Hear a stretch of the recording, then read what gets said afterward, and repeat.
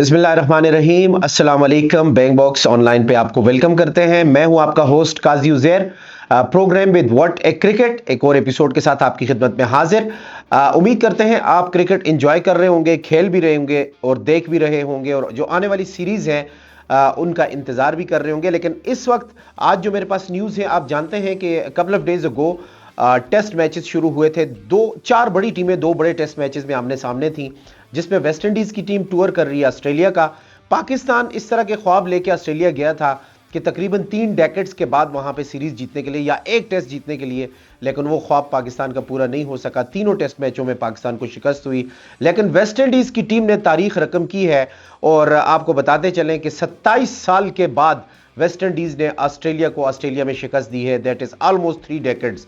और जिस तरह से यंग टीम ने और खासकर उनके फास्ट बॉलर शेमार जोसेफ ने ऑस्ट्रेलिया को आउट क्लास किया एक लो स्कोरिंग मैच में, दैट वाज फैंटास्टिक। क्योंकि ऑस्ट्रेलिया को ऑस्ट्रेलिया में हराने के लिए आपकी उम्रें लग जाती हैं, आपका कैरियर खत्म हो जाता है। कभी इमरान खान की कप्तानी में पाकिस्तान जीता था, उसके बाद से आज तक ऑस्ट्रेलिया में हमें फतह नसीब नहीं हुई। सिमिलर सिचुएशन थी वेस्ट इंडीज के साथ। Congratulations to the young side of West Indies. They have won their test match and leveled the series after 30 years, 27 years actually. So हम उस पे भी आएंगे, लेकिन उससे पहले इंडिया में इंग्लैंड की टीम मौजूद है और इंग्लैंड ने शिकस्त दे दी है इंडिया की टीम को। बिल्कुल भी किसी ने सोचा भी नहीं था कि जिस तरह से इंडिया खेल रहा था, और पहली इनिंग में एक लो स्कोरिंग पे, लो टोटल पे आउट हो गई थी, और इंडिया ने अच्छी खासी लीड भी ले ली थी। आप अंदाजा करें कि इंग्लैंड की टीम पहली इनिंग में 246 रन बनाकर आउट हुई, और इंडिया 436 रन बनाकर 190 रन की लीड ली है। क्रिकेट में ये हो क्या रहा है, ये समझना मुश्किल हो रहा है। मैं आपको बार बार एक चीज बताता आ रहा हूं कि T20 में 20 ओवर में 200 रन बन रहे हैं, 210, 220, और वो चेस भी हो रहे हैं। और टेस्ट में जहां पे ओवर्स की कोई लिमिट ही नहीं होती, आप आराम से पूरा दिन खेल के टारगेट चेज कर सकते हैं। वहां पे 207 रन, 210 रन, 220 रन चेज नहीं हो रहे। तो क्या T20 ने क्रिकेट को कलरफुल किया है, इसको इंटरेस्टिंग किया है, या बोरिंग कर दिया है? या क्रिकेट के लिए खतरा है, टेस्ट क्रिकेट के लिए, या T20 के लिए खतरा है? तो कहीं ना कहीं इस पर डिबेट की जरूरत है। 246 रन इंग्लैंड ने पहली इनिंग में बनाए, इंडिया ने 436 रन बनाए। 190 रन की आप लीड लेते हैं। उसके बाद जब इंग्लैंड की बैटिंग आती है तो इंग्लैंड वो काम करता है जो वो पहली इनिंग में नहीं कर पाया। दूसरी इनिंग में 420 रन, ओली पोप शानदार बैटिंग, डबल सेंचुरी अपनी नहीं कर सके, 196 रन बनाए उन्होंने और इंडिया को प्रेशर में डाल दिया। जब इंडिया मैदान में उतरता है तो 230 रन का टारगेट उनको मिलता है मैच जीतने के लिए। दुनिया में किसी ने, क्रिकेट फैन ने, यह नहीं सोचा होगा कि वेस्ट इंडीज जिसे दुनिया की इंडिया की टीम जिसे दुनिया की सबसे बेहतरीन बैटिंग साइड माना जाता है, वो 230 रन नहीं कर पाएगी, जो 20 ओवर में 220, 230 कर रही है।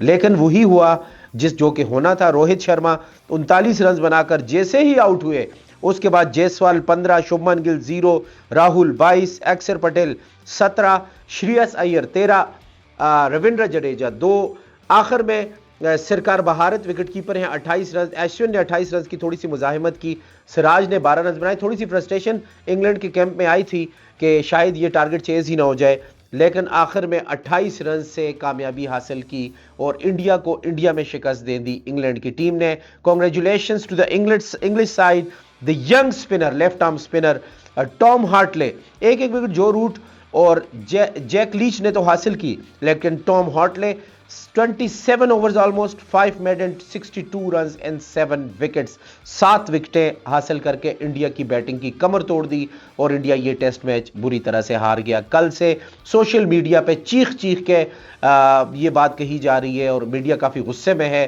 क्रिकेटर साहब का काफ़ी गुस्से में है कि इंडिया जो कि आईपीएल पे जोर दे रहा है, T20 पे जोर दे रहा है, T20 में बड़े रन्स कर रहा है, टेस्ट मैच में इंग्लैंड से अपने होम ग्राउंड पे हार गया। इसकी वजह क्या बनी? आप अपनी सजेशन से, आप अपने कमेंट्स में ज़रूर बताइएगा कि इंडिया किस वजह से शिकस्त खा गया। विराट कोहली टीम में नहीं थे इस वजह से, या फिर T20 की भरमार ने और आईपीएल की भरमार ने इंडिया को टेस्ट क्रिकेट से दूर कर दिया है। Congratulations to the English side for winning test match by 28 run on the Indian soil.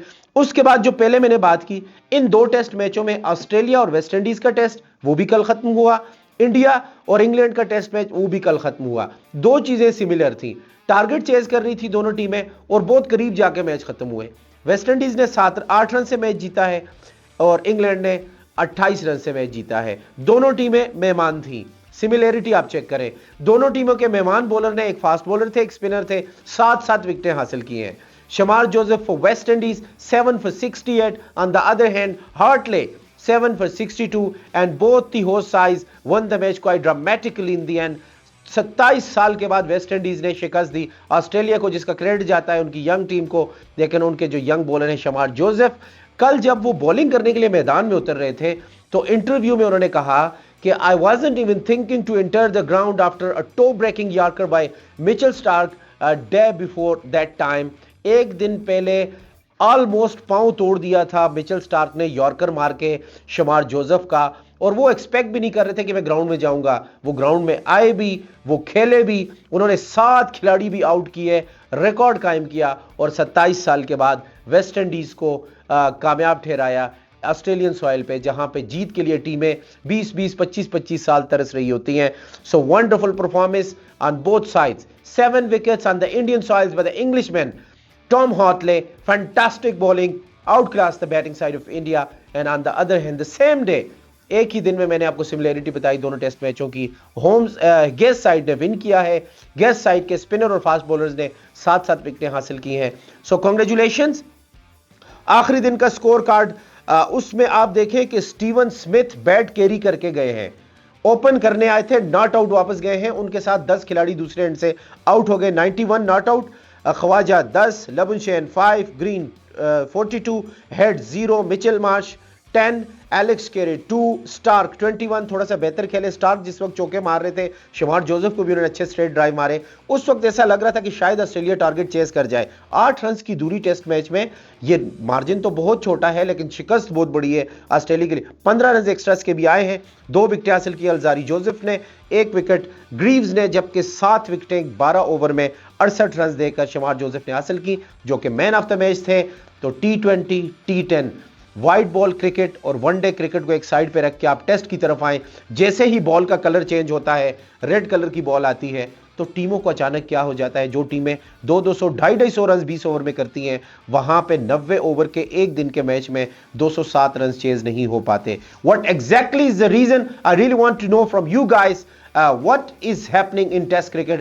Is it because of too much cricket in T20 and short formats, or is it something else that cricketers want to play only the short formats because of the maybe economical resources, economical facilities and glamour and digitality and liking disliking, maybe something like that, but I really want to hear from you। आप बताइएगा कि test cricket में 3 दिन में फैसले क्यों हो रहे हैं और टीमें 200 रन भी टारगेट चेज नहीं कर पा रही। आज तक के लिए इतना ही। काजी उजैर को देंगे इजाजत। वाटे क्रिकेट से हमारे साथ रहिएगा। अगली एपिसोड के साथ आपकी खिदमत में हाजिर होता हूं। Stay tuned at Bang Box online.